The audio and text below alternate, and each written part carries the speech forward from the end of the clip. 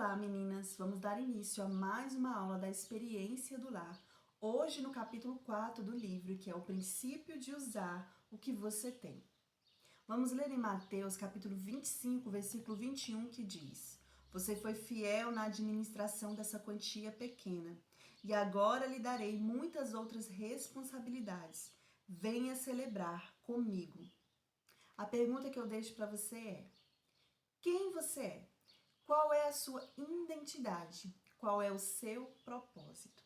Aqui em Mateus, capítulo 25, versículo 21, nos conta a história, Jesus conta a história, ensina aos seus discípulos, ele compara o reino dos céus ao relacionamento de um homem, de um senhor com os seus servos.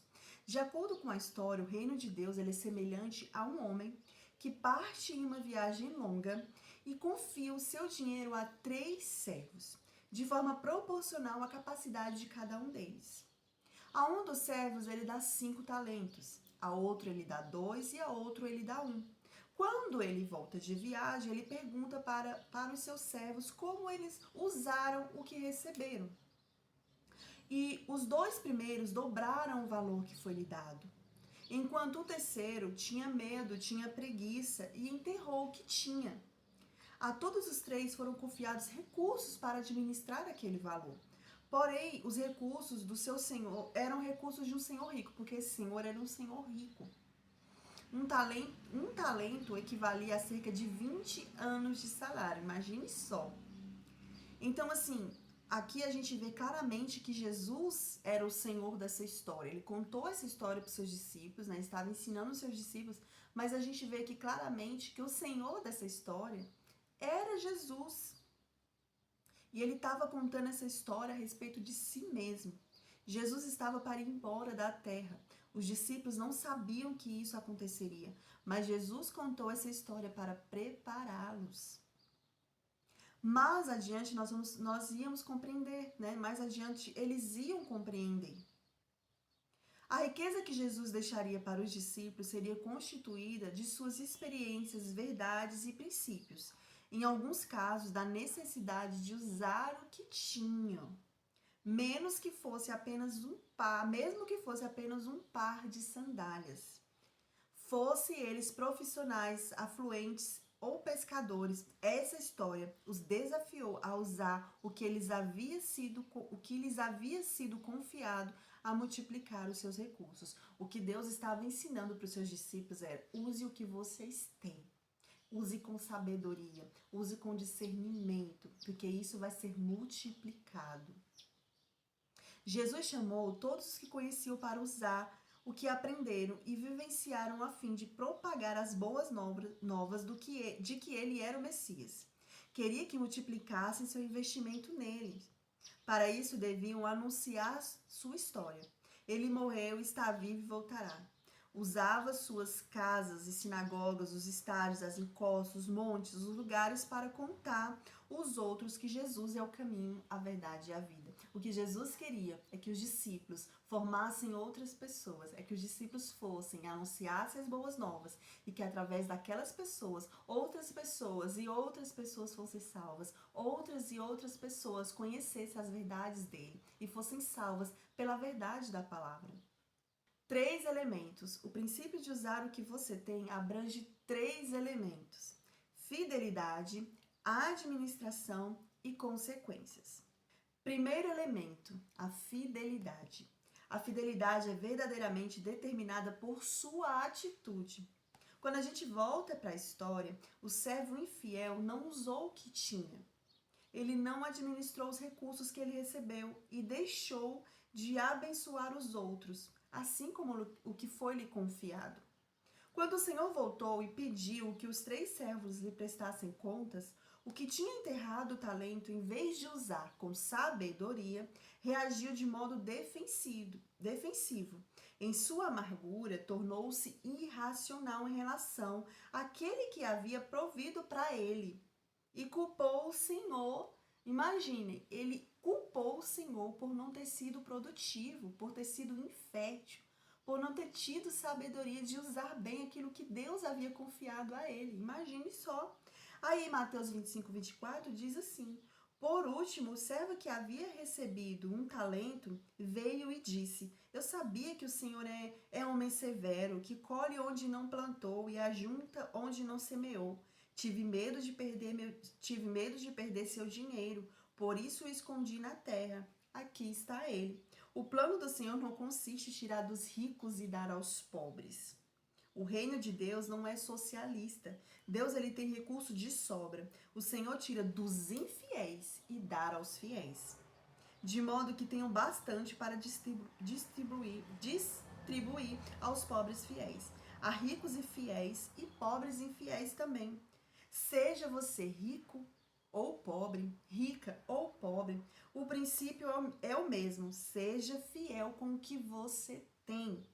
Se não administrou bem os seus recursos, não culpe as circunstâncias ou as pessoas. Mude a sua atitude e assuma a sua responsabilidade hoje. Então, se você não é fiel, se você não usa o que você tem, se você não é fiel ao pouco que você tem, se esse recurso seu não dobra, se a sua vida não muda, não culpe as circunstâncias e não culpe as pessoas pelo seu fracasso. Quando os recursos são desperdiçados, o Senhor os remove e os confia a alguém que os administrará com sabedoria e fidelidade. Imagina você, se os seus recursos, se aquilo que o Senhor entregou na sua mão não está sendo bem administrado, o Senhor os entregará para outras pessoas que administram melhor que você. A fidelidade maximiza o potencial e a preguiça minimiza o seu potencial. Você é chamada, acima de tudo, a aproveitar ao máximo o seu potencial em todos os seus aspectos de vida. Nós vemos claramente esses dois tipos de atitude nesse relato de Mateus. 2 homens são gratos pelo que o Senhor lhes confiou e um homem é ingrato. A gratidão, ela gera motivação. Quando você é grato, você tem motivação. E a motivação resulta na multiplicação das coisas. Mateus 25, 20 e 21 diz: O servo ao qual ele havia confiado 5 talentos se apresentou com mais 5. O Senhor deu 5 talentos para investir e eu ganhei mais 5. O Senhor disse: Muito bem, meu servo bom e fiel. Você foi fiel na administração dessa quantia pequena.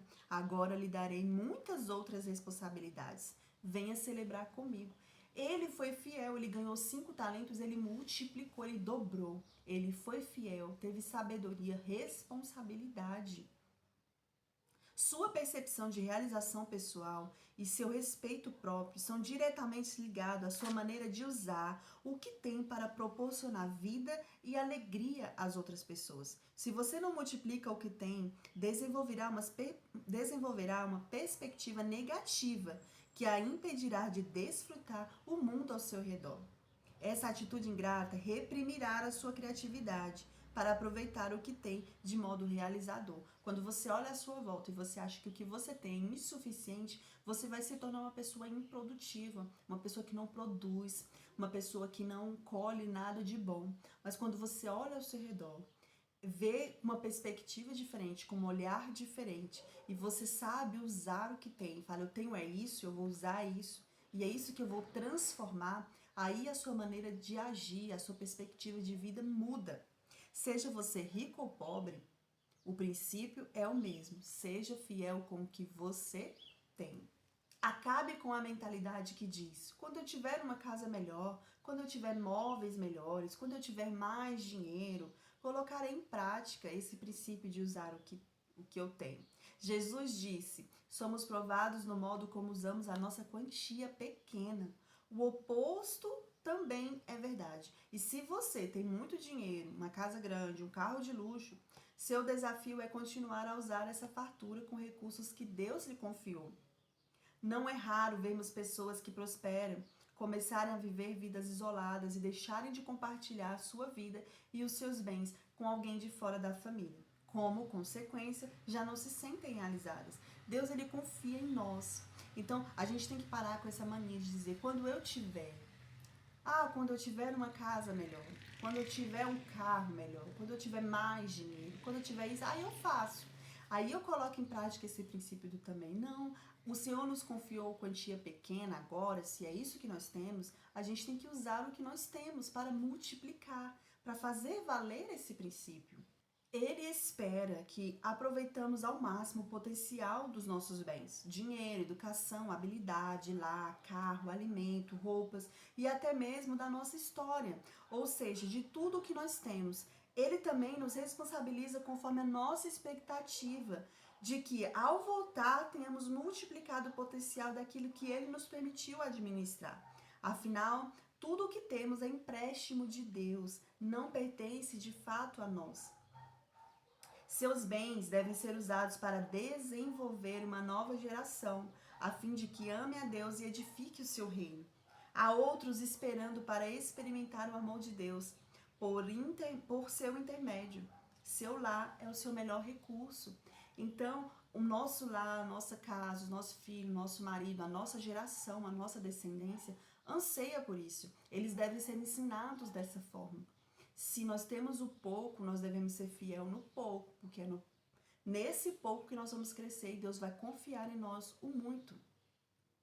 O segundo elemento é a administração. O sentido da administração que temos em mente aqui é um pouco diferente de seu uso geral. Estamos falando de uma ética que abrange o planejamento e o gerenciamento responsável de recursos. Os conceitos de administração podem ser aplicados ao meio ambiente e à natureza, à economia, à saúde, bens, informações e tecnologia.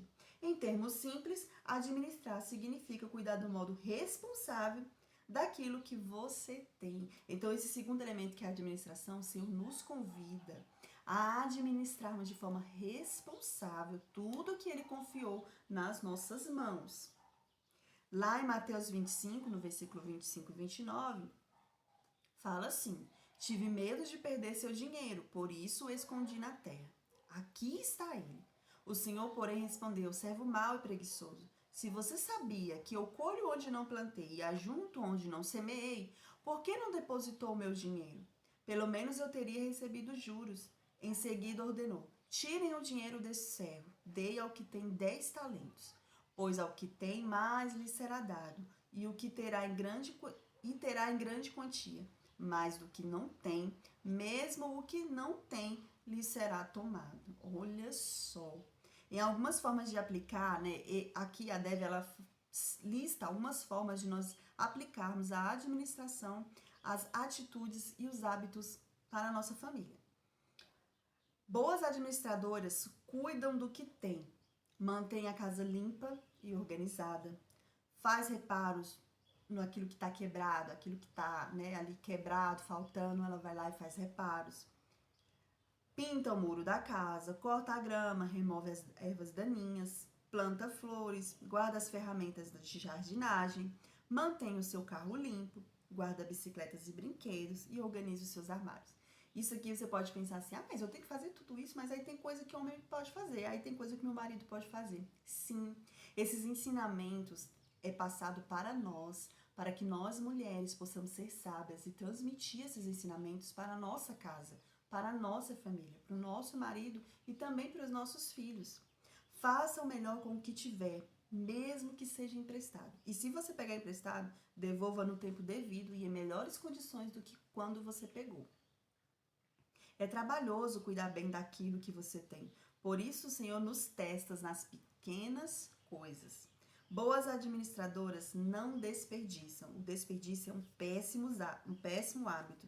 Pode gerar uma atitude de descuido em diversos âmbitos da nossa vida. Eis algumas áreas em que podem acontecer o desperdício. Aí aqui a Dev, ela lista algumas áreas. Por exemplo, alimentos. Não sirva porções grandes demais. O nosso lema é: servir-se do que puder comer.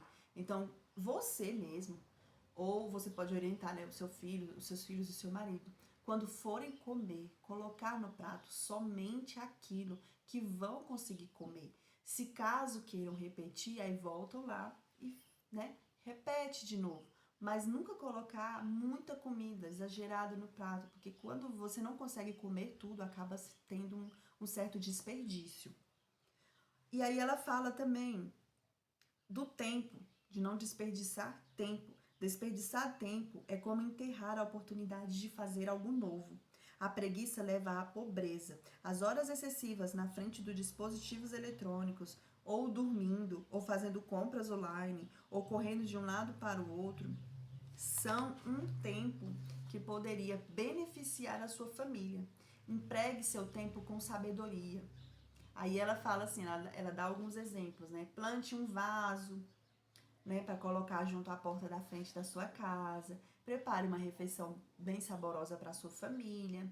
Receba seus amigos, seus vizinhos, os amigos dos seus filhos, os colegas do seu marido. Aqui ela dá alguns exemplos simples, mas o que ela quis dizer é que para que a gente possa ser produtiva. E aí ela fala também para ela não desperdiçar o dinheiro. Estabeleça objetivos financeiros como família, abrangendo necessidades e desejos. Não seja mesquinha, seja generosa. Não desperdice comprando coisas desnecessárias quando há outros itens mais importantes na sua lista. Gaste, mas gaste com coisas certas, renovando a decoração da casa, passando tempo em família, fazendo um programa com o marido. Gaste com aquilo que contribua para valores familiares. Boas administradoras, elas economizam. Separe dinheiro para o futuro, mesmo que seja uma pequena quantia. O futuro pode significar várias coisas. Imagina, ela colocou aqui que o futuro, a gente pensa assim, eu vou guardar dinheiro para o futuro, para que daqui a tantos meses, daqui a tantos anos, mas não.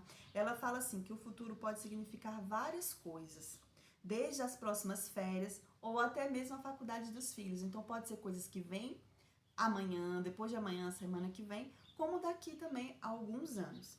Guarde em curto ou longo prazo. Só não gaste tudo. Economize para também ajudar quando alguém precisar da sua família ou alguém próximo a você que precisar e você puder ajudar, você também vai ter recursos para isso. Boas administradoras também contribuem. Contribuem na igreja, contribuem com pessoas que têm menos que você, contribuem com a comunidade, contribui com os ministérios que têm a mesma visão que você acredita, contribui com missão, contribui com um pouco ou com muito, mas contribui de modo proporcional ao que Deus lhe tem confiado neste momento de vida. O que Deus tem te confiado é isso, é essa porção, é essa quantidade, então contribua, faça com isso, com o que você tem agora, com o que você tem em mãos. Terceiro elemento são as consequências. A história dos talentos mostra que nosso Senhor nos dará responsabilidade de acordo com a nossa aptidão. Além disso, ele voltará para ver como nós administramos e investimos o que ele nos confiou. A nossa responsabilidade é multiplicar o que Deus nos concedeu com os propósitos do seu reino. Na história, os servos fiéis receberam grandes recompensas. O Senhor diz: muito bem, servo bom e fiel. Você foi fiel no pouco, eu porei sobre o muito. Venha e participe da alegria do seu Senhor. Para aquele que foi irresponsável, as consequências foram graves. Além do Senhor tirar dele o talento que foi entregue, o servo, ele foi lançado para fora, na escuridão, onde haverá choro e ranger de dentes, que representam ali o tormento e a infidelidade. A alegria, realização e prosperidade estão diretamente relacionadas a assumir responsabilidade para multiplicar aquilo que temos e aproveitá-lo ao máximo. Então, com aquilo que nós temos, nós devemos aproveitar ao máximo. Os dividendos materiais e espirituais resultantes da boa administração não são apenas nossos. Quando somos responsáveis com o que nos é confiado, nossa obediência encoraja e beneficia outras pessoas. Edificar o reino significa transmitir as lições de vida que aprendemos pela prática de princípios bíblicos. É o que eu venho falando todas as aulas. Tudo que nós aprendemos aqui no curso, tudo que nós aprendemos aqui nas experiências da Dev, naquilo que a Dev nos ensina, nós devemos passar também para outras pessoas. Para o nosso marido, para os nossos filhos, para os nossos irmãos, para as nossas amigas, nós devemos passar esses ensinamentos, eles precisam ser perpetuados. E assim também, quando a gente coloca em prática esses ensinamentos, as pessoas vão ver em nós a diferença e elas vão querer também realizar. A alegria do Senhor. Multiplicação, produtividade e realização são as recompensas de cuidar com gratidão de seus recursos e compartilhar com os outros. Aqui a Dev diz o seguinte, que quando a gente multiplica, quando a gente usa bem, na verdade, o que a gente tem e a gente depois multiplica, A gente tem ali a multiplicação, a produtividade e a realização como recompensa de usar bem o que a gente tem. Mateus 25, 23. Você foi fiel na administração dessa quantia pequena. Agora lhe darei muitas outras responsabilidades. Venha celebrar comigo. Ele foi fiel, o servo ele foi fiel naquilo que foi lhe confiado. Então ele recebeu, mas o servo ele foi fiel e ele acabou recebendo outras responsabilidades por ter sido fiel. Ou seja, ele recebeu mais. Seu lar, por mais simples que seja, deve ser devidamente mantido e usado em todo o seu potencial para o reino de Deus. Você pode olhar às vezes assim para sua casa e falar: "Ah, mas é simples, eu gostaria de ter isso, eu gostaria de ter aquilo", mas é o que você tem hoje. Então use, abuse, faça ali o seu lar seja o melhor lar, seja o melhor ambiente para você estar, o melhor ambiente para sua família estar. Mateus 6,33 diz: busque em primeiro lugar o reino de Deus e a sua justiça, e todas essas coisas lhe serão acrescentadas. Use com sabedoria o que você tem em todo o seu potencial. Aqui ela enfatiza. Use com sabedoria tudo o que você tem em seu potencial. Extraia o máximo que você possa daquilo que você tem hoje. Uma vida de tristeza. O resultado inevitável será a perda do que você tem, bem como a tristeza de ver suas coisas irem para outros, que a receberão com alegria e usarão com o coração grato, mesmo que já tenham mais que você. Foi o que aconteceu com o servo infiel, que enterrou o dinheiro que a ele foi confiado pelo Senhor. Aqui ela diz o seguinte, que quando a gente não usa bem o que a gente tem, que a gente não usa com sabedoria, quando a gente não usa ali em toda a essência o que a gente tem, mesmo que aquilo que é pouco nosso vai ser vai ser tirado de nós vamos perder, vai sair das nossas mãos. E ali a gente vai ver na mão de outras pessoas, que mesmo que aquelas pessoas tenham mais que nós, elas sabem administrar melhor. Elas valorizam melhor, que foi o que aconteceu. O servo infiel, ele perdeu o que ele tinha foi dado para o que tinha mais, porque ele teve sabedoria e ele ia multiplicar e multiplicar cada vez mais. A escolha é sua, o que você fará com o que você tem hoje, a escolha é sua. E aqui a Débora deixa alguns passos práticos. Arrependa-se caso seu coração tenha sido ingrato. Reconheça seu erro caso tenha sido descuidado em relação ao que você tem. Arrependa-se por usar seus bens apenas para si e para a sua família. Como você pode melhorar o que tem? Faça uma lista de ações. A quem você pode estender a mão para compartilhar os seus recursos? Defina uma data para iniciar essas mudanças com o intuito de aplicar esse princípio de usar o que você tem. Quando você começa a seguir o caminho escolhido pelos dois servos fiéis, participará da alegria do seu Senhor, como eles fizeram. Lembre-se da promessa de Jesus nessa parábola e entenda que ele deseja que você participe da alegria dele. Mateus 25, 23. O Senhor respondeu: muito bem, servo bom e fiel. Você foi fiel no pouco, e eu porei sobre o muito. Venha e participe da alegria do seu Senhor. Então, é isso, o princípio de usar o que você tem. Você valorizar o que você tem hoje, com sabedoria. Extrair tudo de melhor que você puder daquilo que você tem, para servir a sua família, servir a sua igreja, a sua comunidade, as suas amigas, os seus amigos. Faça o melhor com o que você tem hoje. E aí nós vamos pular direto lá para o capítulo 9, que é a administração das prioridades, que é um valor de ordem. A Debbie colocou Salmos 90, versículo 12, que diz: ajuda-nos a entender como a vida é breve, para que vivamos com sabedoria. Administrar prioridades é diferente de administrar tempo. Todos nós temos a mesma proporção, a mesma porção de tempo todos os dias, mas temos prioridades diferentes. É verdade, todos nós temos 24 horas, mas as nossas prioridades são diferentes. As minhas prioridades são diferentes das suas prioridades. Priorizar significa colocar em ordem de importância. Eu acho que eu falei sobre isso na primeira aula, que você precisa ter em mente a sua lista de prioridades, o que vem em primeiro lugar, o que vem em segundo, o que vem em terceiro. É importante você ter clareza da sua lista de prioridades. Aqui você pode ter escrito ou você pode ter, na mente ali a clareza das suas listas de prioridades, porque não significa ali priorizar, né? Ela coloca assim, priorizar significa colocar em ordem de importância, né? Priorizar é colocar em ordem de importância cada item na sua vida. Lembre-se de que a vida tem épocas. Não se compare com os outros. Isso é um erro muito comum que nós cometemos, é ficar nos comparando. E aqui ela fala, não se compare com os outros. Apenas olhe para o ponto em que você se encontra agora. Qual é o lugar que você se encontra agora? Qual o ponto? Onde eu estou agora?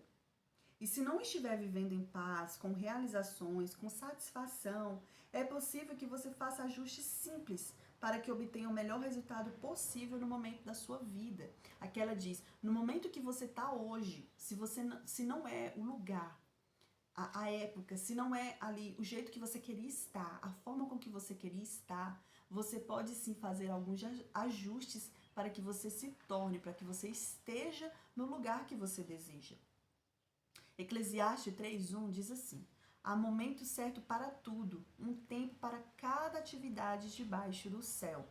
Todas nós estamos vivendo em um processo de tempo. Nossa primeira prioridade deve ser o temor ao Senhor. Sem temor respeitoso do Senhor, uma mulher pode tornar-se egocêntrica, preocupada, desocupada. Essas três atitudes, elas são destrutivas na nossa vida, porque aí nós não vamos ter temor, mas quando a gente tem temor, a gente entende realmente quais são as prioridades de Deus para a nossa vida. Coloque em Deus em primeiro lugar em sua vida. Não deixe de ler a palavra, de se reunir com a sua igreja. Essas disciplinas são de extrema importância para a busca por amor e honra a Deus com a sua vida. Aí aqui ela cita algumas coisas que fazem parte do temor do Senhor, que é a sabedoria, o conhecimento, a longevidade, a proteção e livramento, segurança, refúgio para a família e fonte de vida. A nossa segunda prioridade deve ser quem? O nosso marido. Quem é casada, né? A nossa segunda prioridade é o nosso marido. A segunda prioridade da mulher casada deve ser o marido. Essa prioridade exige o compromisso de obedecer a Deus ao amar o marido de formas práticas. Segundo Coríntios 7:34, ela aqui diz, a mulher casada precisa pensar em suas responsabilidades aqui na terra e como agradar o seu marido. Então, a sua principal vocação, mulher, é ser ajudadora do seu marido. E para aquelas que não são casadas, a prioridade é quem? É o Senhor, né? A mulher que não é casada ou que nunca se casou pode dedicar-se ao Senhor e ser santa de corpo e espírito. A nossa terceira prioridade, vocês podem até estranhar, mas a nossa terceira prioridade é a nossa casa. Sei que você pode até ficar surpresa de, poxa, mas a nossa casa é a nossa segunda prioridade. Eu colocaria mais na frente na lista, né? Mas depois do nosso marido, a nossa prioridade deve ser criar um ambiente em que os nossos relacionamentos possam vicejar, em que os nossos relacionamentos sejam felizes. Para quem tem filhos, é importante lembrar que a casa é o lugar onde o coração se forma. A gente viu isso na primeira aula. O lar é o lugar onde o coração se forma. A casa, né? É o lugar onde o coração se forma. Não cometa o erro comum de sempre colocar atividades divertidas com os filhos acima de cuidar da casa. Eles também precisam de um ambiente organizado. Trabalhe para que haja o devido equilíbrio nessas áreas. A gente pode pensar assim, não, a gente brincar e pode sujar, pode bagunçar, pode... Não, claro, tem que ter um equilíbrio. A nossa casa, ela precisa ser um lugar de paz. Ela precisa ser um lugar de aconchego, então ela precisa estar limpa, ela precisa estar organizada, para que assim as coisas elas fluem dentro do nosso lar. Trabalhe para que haja um devido equilíbrio, então precisa haver um equilíbrio nessas áreas. Nunca se sinta culpada por limpar a sua casa, por cuidar dela. Nunca se sinta culpada. Porque você cuida do seu lar, porque você faz a sua faxina, porque você coloca as coisas no lugar, porque você quer tudo organizado. Não se culpe, você está certa. E a nossa quarta prioridade são os nossos filhos. Salmo 127 diz, Salmo 127:3, os filhos são um presente do Senhor, uma recompensa que o Senhor nos dá. Os filhos são a nossa herança, né? Uma recompensa que o Senhor nos dá. Os filhos são bem cuidados, têm roupas alimentos e outras provisões. A mulher virtuosa, ela educa os filhos com disciplina e no temor do Senhor. A mulher virtuosa mantém uma rotina diária de tarefas para toda a sua casa. Então, assim, o que a Neve nos ensina é que a quarta prioridade deve ser os nossos filhos e nós devemos instruí-los, nós devemos ensiná-los. A nossa quinta prioridade deve ser a nossa vida social. Cuidar de si mesma não é egoísmo, é amor. Manter-se saudável de corpo, alma e espírito é o melhor presente que você pode dar às pessoas mais importantes da sua vida. É aquilo, né? Se você não estiver bem, quem está à sua volta também não vai estar bem. O seu marido, os seus filhos também não vão estar bem. Então você precisa se cuidar, você também precisa se priorizar para que os outros à sua volta também estejam bem. Não deixe de cuidar das suas necessidades pessoais. Separe tempo para descansar, se exercitar e renovar a mente. Mesmo durante tempos difíceis, mantenha os olhos fixos em Jesus. Nossa sexta prioridade deve ser a nossa vida pública. A verdadeira realização vem por meio da rendição, submissão e sacrifício. Pergunte-se, por que eu faço o que faço? Qual é o propósito disso? Então, sendo a sua sexta prioridade, a sua vida pública, ela está envolvendo isso, submissão e sacrifício. Por que você faz o que faz? Qual é o propósito de tudo isso? Para revitalizar-se, honre o dia do descanso. O que a Dev fala é o seguinte, você também precisa descansar. Às vezes você ainda anda aí tão cansada, tão atarefada. Descanse, cuide de você, se valorize, se priorize. E aqui ela cita alguns passos práticos para você começar a se priorizar. Ore, pergunte qual é o motivo de você estar agindo do jeito que você age.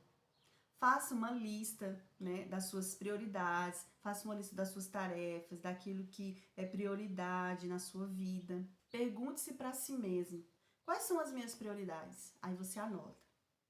Que prioridades precisam ser rearranjadas? Anota. Como eu quero que seja a minha lista de prioridades daqui em diante? Qual é o meu compromisso comigo mesma, com Deus e com a minha família?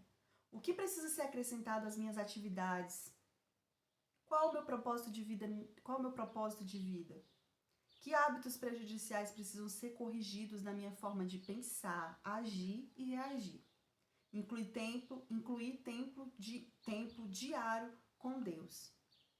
Então aqui ela fala assim, que seja você solteira, casada, viúva ou divorciada, pode entender porque é tão importante organizar devidamente as suas prioridades. Não perca a parte que lhe cabe no extraordinário plano de Deus. Então, o poder, o amor e as bênçãos dele fluirão para a sua vida. A escolha é sua. Assim diz o Senhor, ponha suas coisas em ordens. Isaías 38. Que vocês sejam ricamente abençoadas com essa aula. Você gostou desse conteúdo? Falou com você? Eu já te convido a se inscrever aqui nesse canal. Esse conteúdo faz parte do curso A Experiência do Lar, do livro da Dev Titus com a sua filha Trina Lozano. Se você tem interesse em participar das aulas, deixe aqui o seu contato, deixe aqui o seu nome, para que você entre na nossa lista de espera. Eu convido você a se inscrever no meu canal, a curtir, a compartilhar. E que Deus abençoe a sua vida.